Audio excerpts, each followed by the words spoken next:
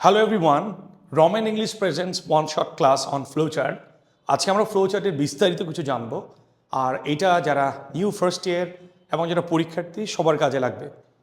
ফ্লোচার্টের sample question যদি আমরা একটু খেয়াল করি, read the following text, make a flowchart showing the lifestyle of merry-go. এটা প্যাসেজ থেকেই মূলত একটা ফ্লোচার্ট আমাদের করতে হয়। এখন এই ফ্লোচার্ট কী বা ফ্লোচার্ট কাকে বলে আমরা জানি। ফ্লোচার্ট এর বাংলা হচ্ছে প্রবাহমান তালিকা। মূলত এটি টেক্সট বুকের সিন প্যাসেজের একটা সামগ্রিক বা আংশিক কোনো বক্তব্য আমাদেরকে ধারাবাহিকভাবে সেটা লিখতে হয়। এখন এই ফ্লোচার্ট করতে গেলে আমরা সাধারণত দুই ধরনের কমন মিস্টেকস আমরা করে থাকি। একটা মিস্টেক করি হচ্ছে রাইটিংগত ভুল, যেটা আমরা বলছি, আর আরেকটা ভুল যেটা আমরা জানি প্রেজেন্টেশনগত ভুল। আর এই দুটি ভুলের কারণে আমরা একটা ভালো একটা মার্ক ফ্লোচার্টে আমরা ক্যারি করতে পারি না। এবং ফ্লোচার্টের শর্টকাট ট্রিক্স চাই বলি আমরা কিন্তু দুটাতেই ভুল করব। একটা হচ্ছে রাইটিংগত ভুল, আরেকটা হচ্ছে প্রেজেন্টেশনগত ভুল।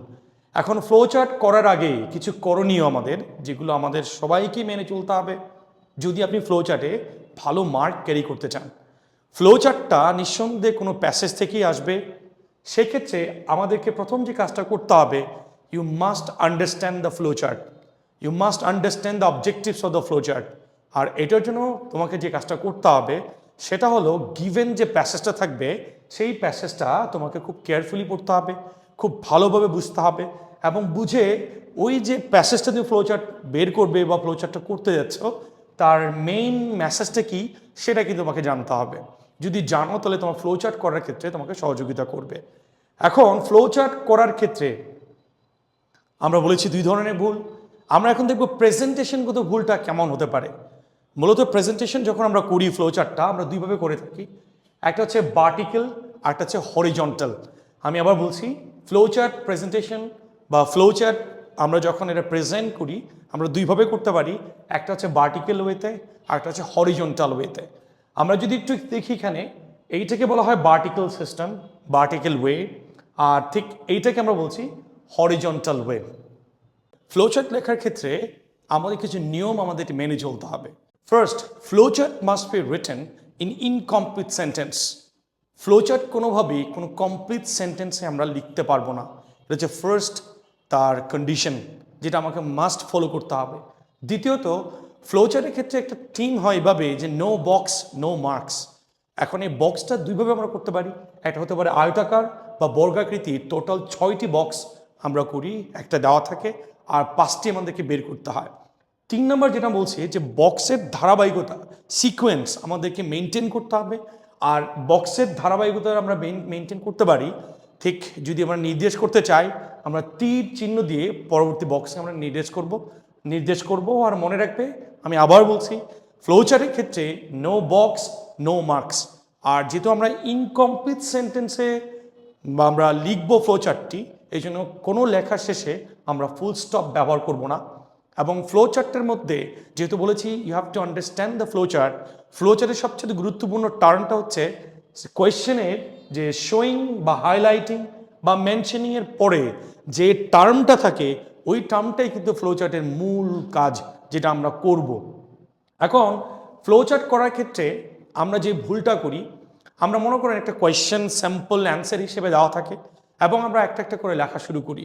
কিন্তু তার আগে মনে রাখবে you must decide the starting এবং এন্ডিং পয়েন্ট, অর্থাৎ শুরু আমি কীভাবে লিখব, শেষ পর্যন্ত আমি কীভাবে লিখব, লেখার আগেই আমাকে সিদ্ধান্ত নিতে হবে। তারপর আমরা যেগুলো লেখার জন্য যেগুলো সিদ্ধান্ত নিয়েছি, যে সেন্টেন্সগুলো লিখব, ওই লেখাগুলোকে আমরা ব্রেক ডাউন করব the sentences into multiple flows. তারপরে কিন্তু আমরা লেখা শুরু করব। এখন প্রশ্ন আসতে পারে যে আমি ইনকমপ্লিট সেন্টেন্স লিখব কিভাবে। আর তার আগে ফ্লোচার্টের আর একটা গুরুত্বপূর্ণ দিক হলো আমাদের জন্য কিন্তু একটা অ্যান্সার স্যাম্পল হিসেবে দিয়ে দেয়। এই জন্য বলছি আমরা যে বক্সে অ্যান্সারটি যে স্যাম্পল অ্যান্সারটি আমাদেরকে দেওয়া থাকে সেইটাকে ফলো করা।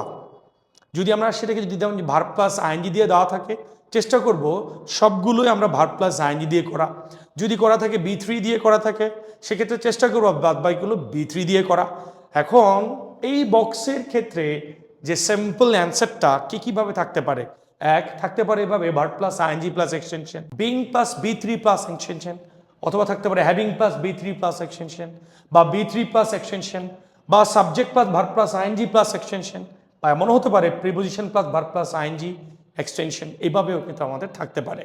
সো এইটা যেগুলো আছে, এখন আপনি বলতে পারেন এগুলো কেন এরকম থাকতে পারে, বিকজ আমরা বলেছি ফ্লো চার্টটা ইনকমপ্লিট সেন্টেন্সে লিখতে হয়, আর যতগুলো স্ট্রাকচার আমরা এখানে দেখতে পাচ্ছি এটা কিন্তু ইনকমপ্লিট সেন্টেন্সকে রিপ্রেজেন্ট করে। এখন আমরা প্র্যাকটিক্যালি যদি দেখি আমরা কিভাবে ইনকমপ্লিট সেন্টেন্স করব, দেখেন আমি এখানে দিয়েছি how to make short notes অথবা how to make incomplete sentence. এক্ষেত্রে আমরা প্যাসেজের বা যেটাই দেওয়া থাকবে ফ্লোচার্ট করার জন্য পুরো প্যাসেজ থেকে আমরা 5টা সেন্টেন্সকে আন্ডারলাইন করব। এটা হচ্ছে কোয়েশ্চেনের স্যাম্পল অনুযায়ী এবং কোয়েশ্চেনের অ্যান্সার যেটা থাকবে সেই অনুযায়ী 5টি সেন্টেন্স বের করার পর এই 5টি সেন্টেন্সকে আমরা শর্ট নোটস বা ইনকমপ্লিট সেন্টেন্সে আমরা লিখব। এখন এটার জন্য প্রথমে যে কাজটা করতে হবে, এই 5টি সেন্টেন্সের যত অক্সিলারি ভার্বগুলো রয়েছে সবগুলোই আমরা উঠাই দিব এক। দ্বিতীয়ত এর সাথে যতগুলো হচ্ছে অ্যাডভার্ব যুক্ত থাকবে সে বাক্যে সেগুলো আমরা উঠিয়ে দিব। এবং আমরা যদি এই যে আমরা বলছি এখন আমরা প্র্যাকটিক্যালি দেখব সেটা আসলে কিভাবে এই বাক্যগুলোকে আমরা ইনকমপ্লিট করতে পারি। আমরা একটা দুইটা কলাম দেখতে পাচ্ছি, একটা দেখতে পাচ্ছি কমপ্লিট সেন্টেন্স আর একটা দেখতে পাচ্ছি ইনকমপ্লিট সেন্টেন্স। আমরা জানি একটি সেন্টেন্স স্ট্রাকচার হয় subject plus verb plus extension. এখন এইটাকে যদি আমি ইনকমপ্লিট করি তাহলে আমরা সাধারণত ভার্ব প্লাস আইএনজি দিয়েও সহজেই ইনকমপ্লিট করতে পারি। আমরা যদি এক্সাম্পল দেখি, I do the work in the morning, দেখেন I do the work in the morning পুরোটাই কিন্তু একটি ফুল সেন্টেন্স। এটা কিন্তু আমি ইনকমপ্লিট আমাকে করতে হবে, আদারওয়াইজ আমি ফুল সেন্টেন্স কোনোভাবে ফ্লোচার্টে লিখতে পারবো না। তাহলে আসা যাক, আমি সাবজেক্টকে বাদ দিলাম এবং ডু ভার্বকে আমি এখানে ভার্ব প্লাস কী করে দিলাম আইএনজি। দেখেন লেখা আছে যা আছে এখানে do, doing the work in the morning, simply করে দিলাম doing the work in the morning. এটা একটা প্রসেস। দ্বিতীয়, আমাদের আসলে এরকম থাকতে পারে subject plus be verb plus verb plus ING plus extension. যখনই থাকবে বি ভার্ব তখন ওই বাক্যকে সহজে ইনকমপ্লিট করার প্রসেসটা কিন্তু being plus V three plus extension. কীভাবে হতে পারে, I am doing the work in the morning, দেখেন তো এখানে বি ভার্ব রয়েছে, ভার্ব প্লাস আইএনজি রয়েছে, এইটাকে এই বি ভার্বের জন্য আমি যুক্ত করলাম হচ্ছে বিং, এবং বিং যেহেতু হয়েছে আর এখানে ভার্ব প্লাস আইএনজি থাকবে না, হয়ে যাবে বি থ্রি। তাহলে I am doing the work in the morning, আমি এখানে বিং দিয়ে শুরু করলাম, যে সাবজেক্টটা বাদ দিলাম, বিং হয়ে গেল, ডুইং এর জন্য ডান হয়ে গেল, এখানে যা আছে তাই, দেখেন being done the work in the morning. এরপর যদি আমরা আরেকটু যাই কিভাবে আরও করতে পারি, অনেক সময় দেখা যায় ফুল সেন্টেন্সের মধ্যে সাবজেক্ট থাকতে পারে, তার সাথে মডেল অক্সিলারি থাকতে পারে, এরপরে ভার্বের বেস ফর্ম প্লাস এক্সটেনশন। এক্ষেত্রে আমি সহজেই চাইলেই সাবজেক্ট বাদ দিয়ে মডেল অক্সিলারি বাদ দিয়ে verb plus ING plus extension দিয়ে বাক্যটাকে ইনকমপ্লিট করতে পারি বা ফ্রেজে রূপান্তর করতে পারি। যেমন দেখেন I can do the work in the morning, এখানে আই সাবজেক্ট রয়েছে, ক্যান রয়েছে, ডু রয়েছে, তার মানে আমি আই বাদ দিব, কেন বাদ দিব, এই ডুকে ভার্ব প্লাস আইএনজি করে দিব, দেখেন হয়ে গেলো doing the work in the morning. আবার 4 নম্বরে যদি একটু খেয়াল করি, অনেক সময় দেখা যায় যে সেন্টেন্সের মধ্যে এভাবে থাকে subject plus have has plus V three plus extension. এই বাক্যকে যখন আমি ইনকমপ্লিট করব সিম্পলি বলবো having plus V three plus extension. Example যদি বলি I have done the work in the morning, তাহলে নিঃসন্দেহে আমি দেখতে পাচ্ছি এখানে সাবজেক্ট এবং হ্যাভ এবং ডান, তাহলে আমি সাবজেক্টকে বাদ দিব, অক্সিলারিকে বাদ দিব, তাহলে ডুকে আমি জাস্ট কী করলাম, যেহেতু হ্যাভ রয়েছে আমি বললাম হ্যাভিং, সে ডান যা আছে তাই থাকবে, তার মানে হচ্ছে having done the work, having done the work in the morning, বাক্যটা ইনকমপ্লিট হয়ে গেল। এরপর অনেক সময় এমন হয় যে সেন্টেন্সে দেওয়া আছে স্যাম্পল হিসেবে, সেখানে সাবজেক্ট বিদ্যমান, যদি সাবজেক্ট বিদ্যমান থাকে তাহলে পরের ভার্বটা আমি ফাইনাইট ভার্ব দিব না, সেখানে আমি নন ফাইনাইট ভার্ব অ্যাড করব। কিভাবে হয় সেটা আমরা যদি একটু খেয়াল করি তাহলে জিনিসটা বুঝবো। লেটস সি, দেখো আমরা the owner of the ship gave me something to eat, এখানে শিপ না শপ হবে, the owner of the shop gave me something to eat, দেখেন এটা একটা ফুল সেন্টেন্স রাইট, আমি এটা কি করবো ইনকমপ্লিট করব, তাহলে আমি কি করব the owner of the shop যা আছে তাই রেখে দিব, এই যে the owner of the shop, কিন্তু গিফটটা জাস্ট আমি নন ফাইনাইট করলে ভার্ব প্লাস আইএনজি করে দিব, giving me something to eat, তাহলে বাক্যটা কিন্তু কোনোভাবেই আর কমপ্লিট সেন্টেন্স থাকলো না, এটা কিন্তু একটা ইনকমপ্লিট সেন্টেন্সে রূপান্তর হয়ে গেল। ইভেন আমরা চাইলেও পারি যে কোনো বাক্যকে টু প্লাস ভার্ব বা ইনফিনিটিভ দিয়েও কিন্তু বাক্যকে আমরা ইনকমপ্লিট সেন্টেন্স হিসেবে আমরা দিতে পারি। এখন আপনাদের সুবিধার্থে আমি একটু প্র্যাকটিস দিচ্ছি, আপনারা বলবেন। দেখেন, I use to collect trash, এই পয়েন্টটা একটু বোঝার চেষ্টা করব। I use to collect trash, এখানে আই রয়েছে, এখানে ইউজ টু রয়েছে। সিম্পলি আমি সাবজেক্ট বাদ দিলাম, ইউজ টু কেও বাদ দিলাম, যেহেতু অক্সিলারি আসছে, তাহলে আমি দিলাম কালেক্টিং ট্র্যাশ, বাক্যটা ইনকমপ্লিট হয়ে গেল। ঠিক তদ্রুপ I use to sell it to vendor, তাহলে আই ইউজ টু, তাহলে আই বাদ করলো, ইউজ টু, তাহলে সেলিং পার্টটা যুক্ত হয়ে গেল। I had a serious infection, যেহেতু হ্যাড যুক্ত হয়েছে আমি তার জন্য দিলাম হ্যাভিং, আর পরে যা আছে তাই হ্যাভিং এ সিরিয়াস ইনফেকশন।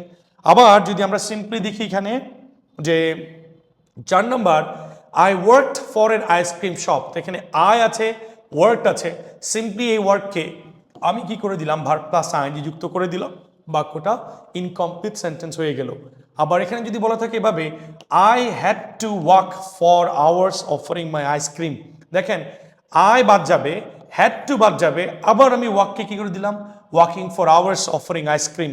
তারপর the owner of the shop gave me something to eat, তাহলে এখানে খেয়াল করেন, আমি যদি আমাকে যদি সাবজেক্টটাই রাখতে হয় তাহলে ফাইন, আমি সাবজেক্টটা রেখে দিলাম, এবং এই যে এই পার্টটাতে আমি চেঞ্জ করে দিলাম ভার্ব প্লাস আইএনজি।